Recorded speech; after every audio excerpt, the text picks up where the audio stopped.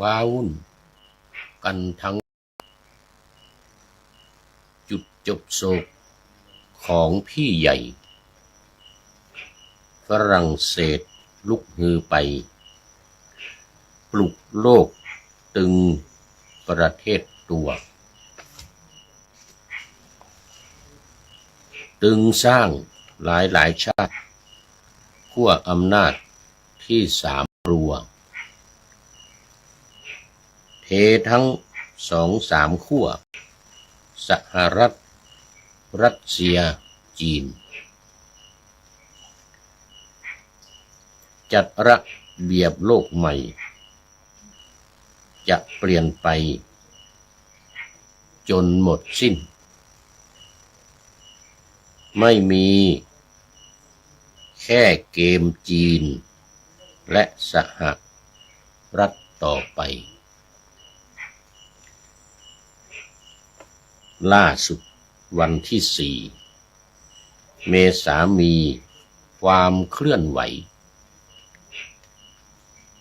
มาครงฝรั่งเศสได้เดินเกมรุกครั้งสำคัญบินด่วนเอเชียฮือเข้าหารือร่วมมือปรึกษาเพื่อสร้างสรรค์กับญี่ปุ่นออสเตรเลีย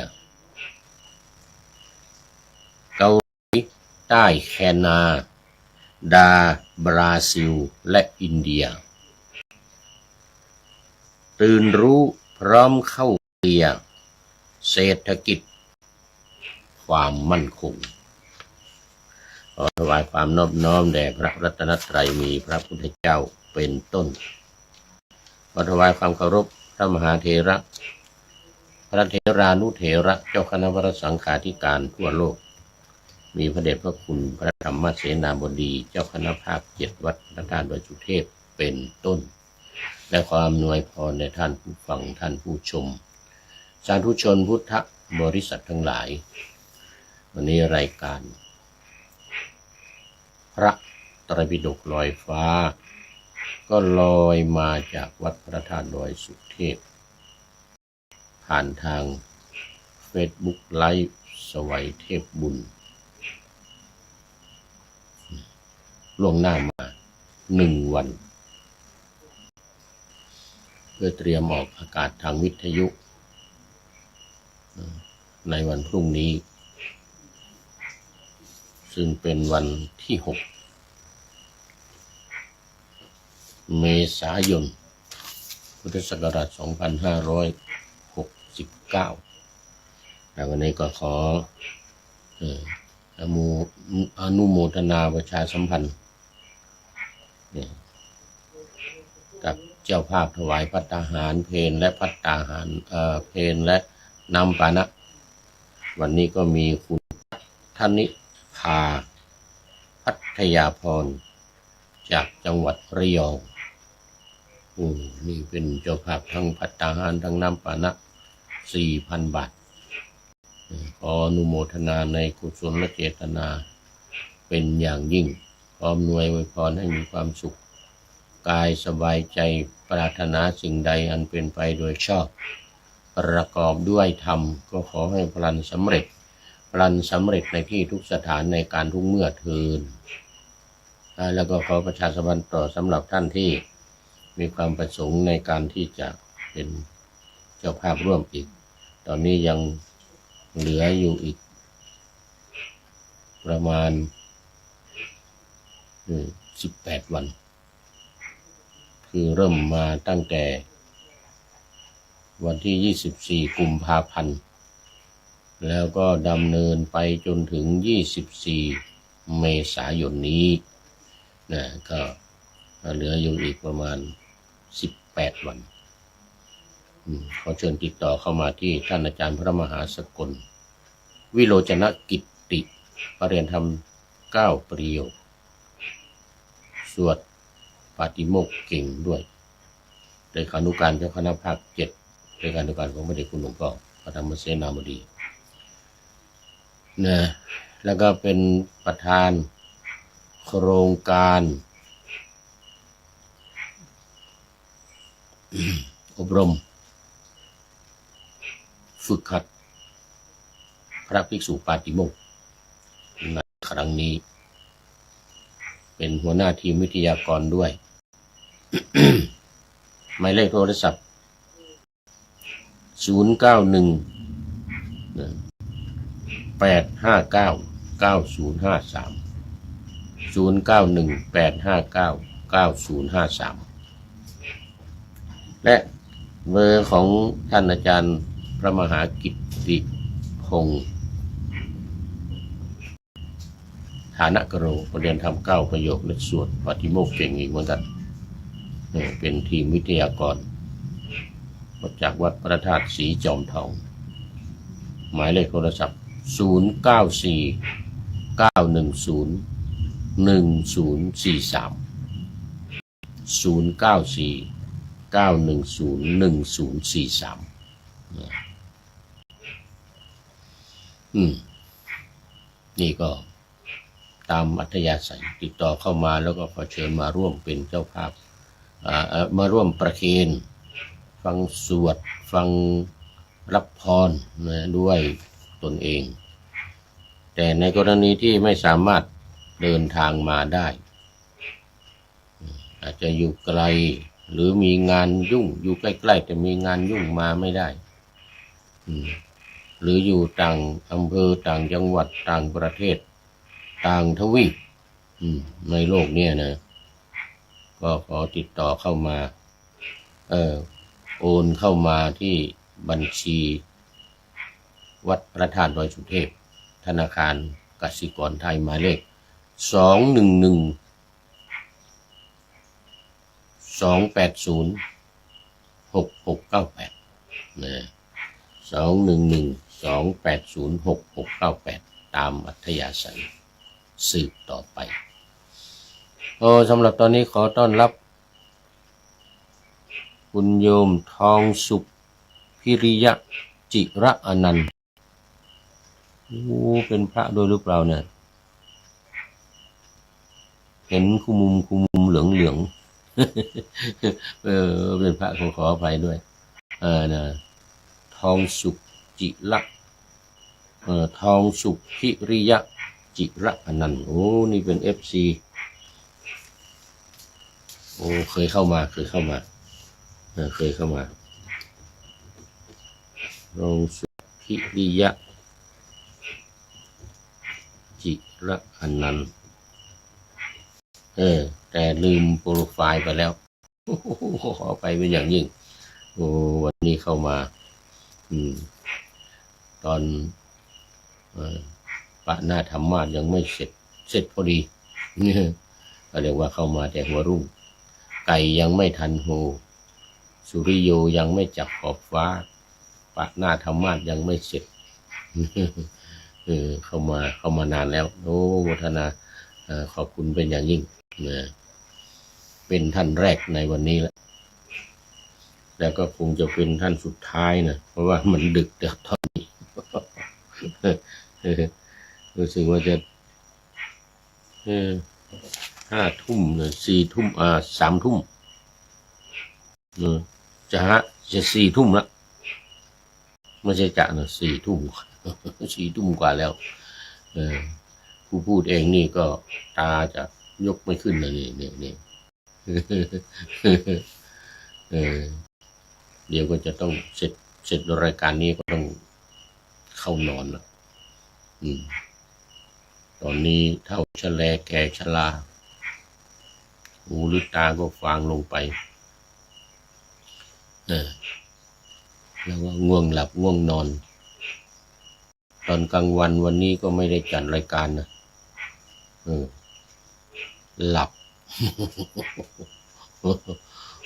หมอบอกว่าดีมากหมอยกมือให้เลยหลับให้ได้8 ชั่วโมง10 ชั่วโมงหมอว่าแต่วันนี้น่าจะได้8 ชั่วโมง8 ชั่วโมงนี่รวมทั้งกลางคืนด้วยนะรวมทั้งกลางคืนด้วยเนี่ย แต่อย่างน้อยๆนี่ก็เนี่ยอย่างน้อยๆ8 ชั่วโมงเนี่ยหมอว่านะอายุมาก70ขึ้นไป65 70ขึ้นไปต้องได้นอนพักผ่อนกายามากๆ10 ชั่วโมงยิ่งดีอย่างน้อยๆ8 ชั่วโมง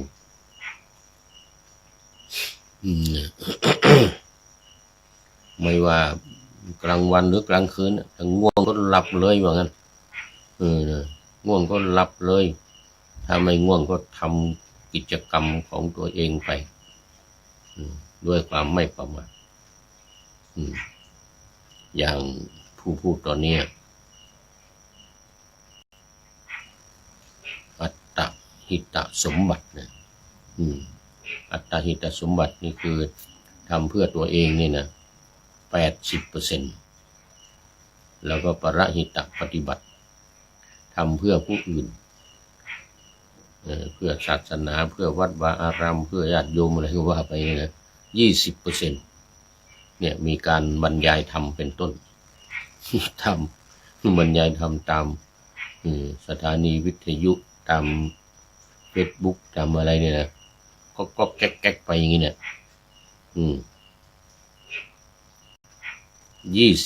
20%ของชีวิตที่เหลืออยู่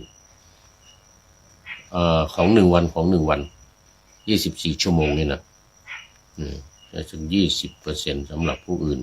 แต่สำหรับตัวเองนี่80%80%มีอะไรบ้างทำคันธทุระหรือปริยัติเนี่ยนะศึกษาเราเรียนพระธรรมวินัยเนี่ย20%แล้วก็ปฏิบัติสมถกรรมฐาน20%เป็น40เหลืออีก40%เป็นวิปัสสนาทำวิปัสสนาเนี่ยนะเรียกว่าฝ่ายปฏิบัติเนี่ย60%ศึกษาสัก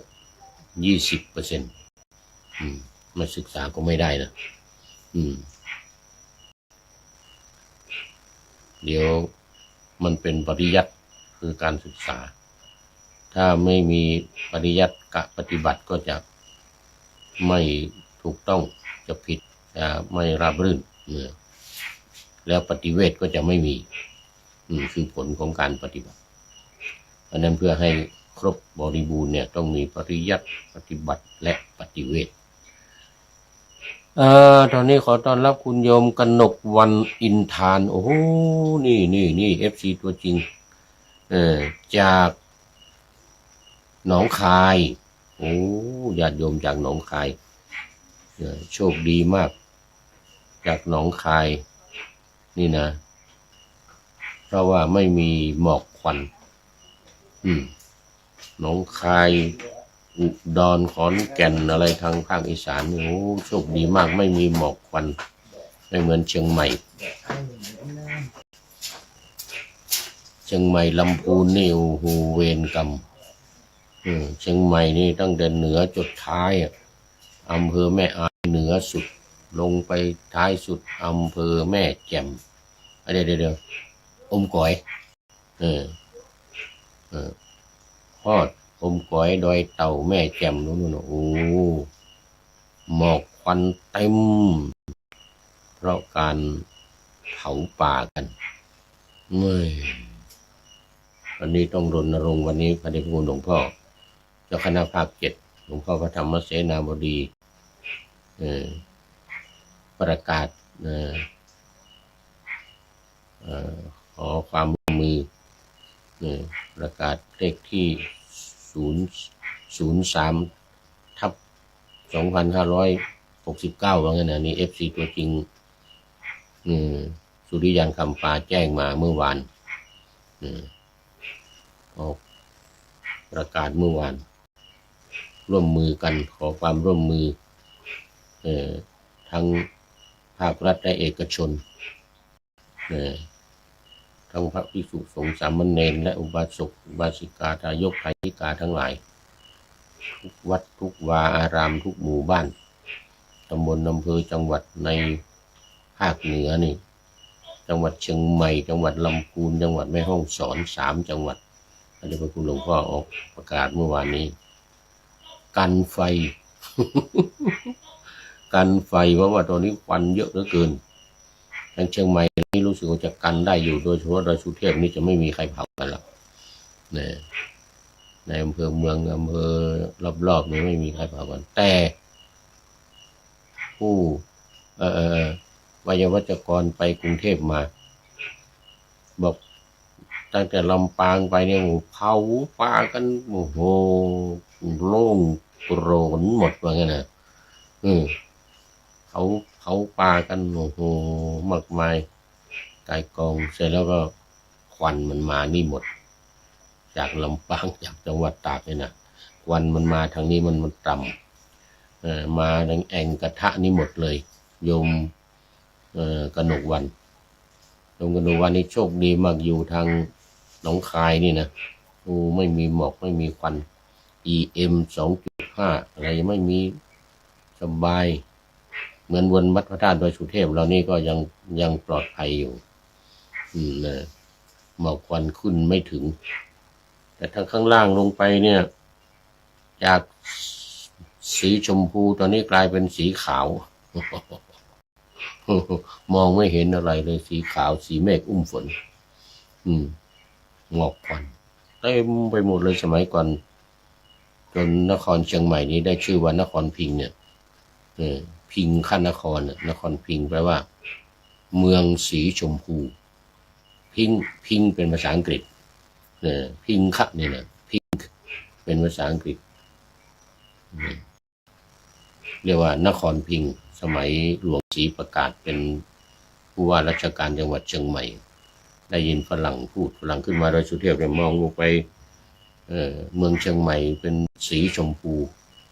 ฝรั่งมันก็ไปพูดกันเมืองพิงค์หลวงศรีประกาศเนี่ยตั้งชื่อนครเชียงใหม่แล้วนี่ว่าเป็นนครพิงค์มีคนไปแต่งเพลงเป็นพิงค์ขั้นนครสมนามกรนครเชียงใหม่ เมืองสีชมพูวันเกิดสีวันเกิดของผู้พูด สีวันเกิดคุณโยมกนกวันเกิดวันอังคารสีชมพูนะวันอังคารสีชมพูโอ้ท่านอาจารย์ทองสุขพิริยะจิระอนันต์โอ้สาธุไม่รู้เกิดวันอะไรเนาะนี่นะ เอาละตอนนี้วิหารไลน์มาเสียเวลามาก เข้ามาสู่เนื้อหาสาระของพระไตรปิฎกกันเลยวันนี้ยังเหมือนเดิมเล่มที่20 อังคุตรนิกายอังคุตรนิกายเล่มที่20วันนี้ยังอยู่ในนิวรณปหานวรรคซึ่งว่ามาเมื่อวานแล้วเริ่มมาเมื่อวานนิวรณปหานวรรคการละนิวรณ์เล่มที่20หน้า97ถึง98ฉบับมหาจุฬาเล่มสีฟ้า อยู่ในพระสุตตันตปิฎกอังคุตรนิกายนะอังคุตรนิกายนี้มี5เล่มที่20ถึง24 20 21 22 23 24 5เล่มอังคุตรนิกาย1ใน5นิกายเริ่มแรกก็ขุดเดี๋ยวไม่ใช่ขุดตนิกายขุดในขั้นสุดท้ายทีฆนิกาย3เล่มที่9 10 11มัชฌิมนิกาย3เล่ม12 13 14สังยุตตนิกาย5เล่ม15 16 17 18 19นี่สังยุตตนิกายแล้วก็ที่4อังคุตรนิกาย5เล่ม20 22 23 24สุดท้ายขุตกนิกาย9เล่มที่25ถึง33ขุตกนิกายจาก34ไปถึง45เป็น พระอภิธรรมปิฎกพระอภิธรรมปิฎกนี่ขออาจารย์ประเสริฐพีระวงศ์วันนี้ยังไม่เห็นเข้ามาเนี่ยอาจารย์ประเสริฐพีระวงศ์บรรยายให้อยู่เชียงใหม่นี่แหละเก่งอภิธรรมมากขอบรรยายอภิธรรมให้12 เล่ม12 เล่มก็คือเล่มที่20เล่ม34 ถึง 45เป็นพระอภิธรรมล้วนๆลึกซึ้งเป็นธรรมขั้นสุดยอดแล้วพระพุทธองค์ทรงแสดงในสวรรค์ชั้นดาวดึงส์นู่นโปรดพุทธมารดาไม่แสดงในเมืองมนุษย์เพราะว่ามันเป็นเรื่องยากเรื่องใหญ่ลึกซึ้งเป็นธรรมะขั้นสูงสุดเข้าใจยากไปสอนเทวดานู่นแต่นำลงมาทบทวนทั้งหมดให้กับท่านพระสารีบุตร